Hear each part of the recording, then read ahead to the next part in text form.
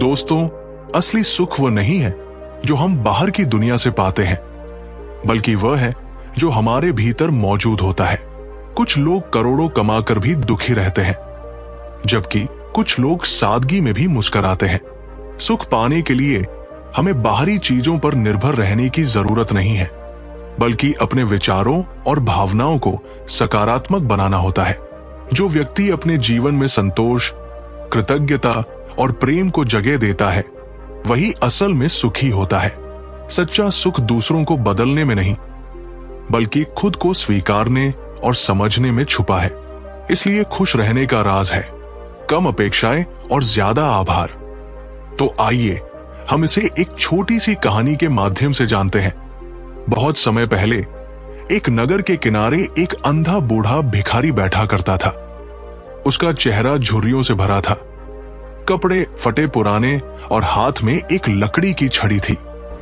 वो हर आने जाने वाले से भीख मांगता, लेकिन उसके चेहरे पर कभी दुख या गुस्सा नहीं दिखता था। लोग उसे देखकर सोचते, इतना दुखी जीवन है, फिर भी ये बूढ़ा मुस्कुरा कैसे सकता है। गौतम बुद्ध अपने शिष्यों के साथ उसी नगर में आए। जब उन्होंने उस अंधे भिखारी को देखा तो कुछ देर तक बिना कुछ कहे उसे निहारते रहे। फिर वे धीरे धीरे उसके पास पहुंचे और पूछा, तुम्हारे पास कुछ भी नहीं है, आंखें भी नहीं, फिर भी तुम इतने शांत और सुखी क्यों दिखते हो। भिखारी हल्के से मुस्कुराया और बोला, क्योंकि मेरे पास वो चीज है जो देखने वालों के पास नहीं होती। बुद्ध के शिष्य हैरान थे। उन्होंने सोचा, एक अंधा, गरीब, बूढ़ा आदमी इतना संतोष कैसे पा सकता है। वे सोचने लगे कि शायद ये कोई छलावा है। बुद्ध ने भिखारी से पूछा, क्या तुम सच में सुखी हो या बस दूसरों को दिखाने के लिए मुस्कुरा रहे हो।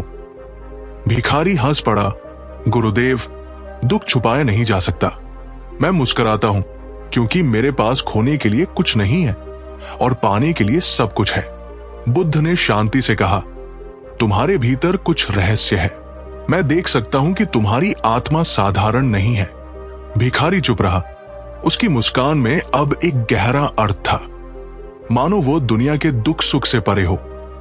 नगर के लोग बुद्ध के पास आए और बोले, गुरुदेव, ये भिखारी तो सिर्फ एक अभागा है, इससे क्या सीख मिलेगी। बुद्ध ने उत्तर दिया, कभी कभी सबसे बड़ी शिक्षा वही मिलती है जहां हम सोचते भी नहीं। बुद्ध ने भिखारी से पूछा, तुम्हें खुशी कहां से मिलती है। भिखारी बोला, जब लोग मुझे कुछ देते हैं मैं शुक्रगुजार होता हूं, जब नहीं देते मैं और भी शुक्रगुजार होता हूं, क्योंकि उन्होंने मुझे अहंकार से बचाया। बुद्ध के शिष्य भिखारी के विचारों से उलझन में पड़ गए। वे सोचने लगे, क्या सच्ची खुशी पाने के लिए सब कुछ खोना पड़ता है। बुद्ध ने शांति से कहा, शायद वो जानता है जो हम अभी तक नहीं जानते। अचानक एक दिन नगर का एक वृद्ध व्यक्ति भिखारी को पहचान गया। वो चौंकते हुए बोला, अरे, ये तो वही व्यक्ति है जो कभी हमारे नगर का सबसे धनी व्यापारी था। भीड़ सन्न रह गई। लोगों ने भिखारी से पूछा, अगर तुम कभी इतने धनी थे तो यहां सड़क पर क्यों हो।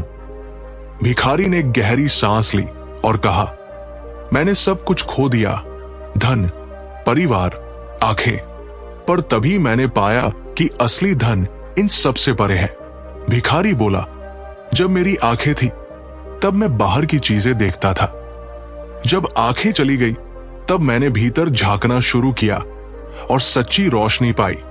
बुद्ध मुस्कुराए, अंधा वह नहीं जो देख नहीं सकता, बल्कि वह है जो भीतर की सच्चाई को नहीं देखता। नगर के लोग अपने व्यवहार पर शर्मिंदा हुए।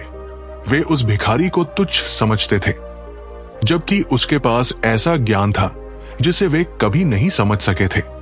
बुद्ध ने अपने शिष्यों से कहा, ध्यान दो, इस आदमी ने खोकर पाया है, जबकि तुमने पाने की दौड़ में खुद को खो दिया है। शिष्य मौन हो गए।